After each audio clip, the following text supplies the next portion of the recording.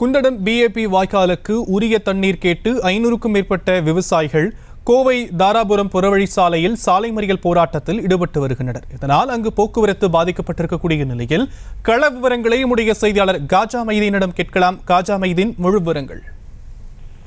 கண்டிப்பாக சாம். திருப்பூர் மாவட்டம் தாராபுரத்தை அடுத்துள்ள குண்டடம் பிஏபி வாய்க்காலில் 2வது சுற்று தண்ணீர் திறப்பதை தாமதப்படுத்தி வருவதாக கூறி குண்டடம் பகுதி விவசாயிகள் கோவை மதுரை புறவழிச்சாலையில் குண்டடம் பகுதியில் உயிர் தண்ணீர் கேட்டு சாலை மறியலில் ஈடுபட்டு வருகின்றனர். தாராபுரம் வட்டம் குண்டடம் பகுதியில் ருத்ராவதி, கொங்காளி பாளையம், கணபதி பாளையம், சங்கிலி பாளையம் உள்ளிட்ட பிஏபி பாசன வசதி பெற்று வருகிறது.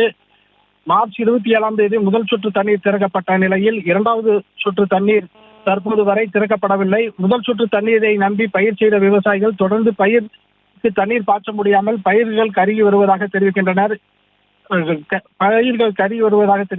இது குறித்து குண்டடத்தில் உள்ள பொதுப்பணித்துறை அலுவலகத்தில் முறையிட்டும் இதுவரை 2வது சுற்று தண்ணீர் வழங்கப்படவில்லை என கூறி 500க்கும் மேற்பட்ட விவசாயிகள் தாராபுரம் கோவை சாலையில் சாலை மறியலில் ஈடுபட்டு வருகின்றது. விவரங்களுக்கு நன்றி மைதீன். செய்திகளை உடனுக்குடனும் துல்லியமாகவும் தெரிந்து கொள்ள சப்ஸ்கிரைப் பண்ணுங்க.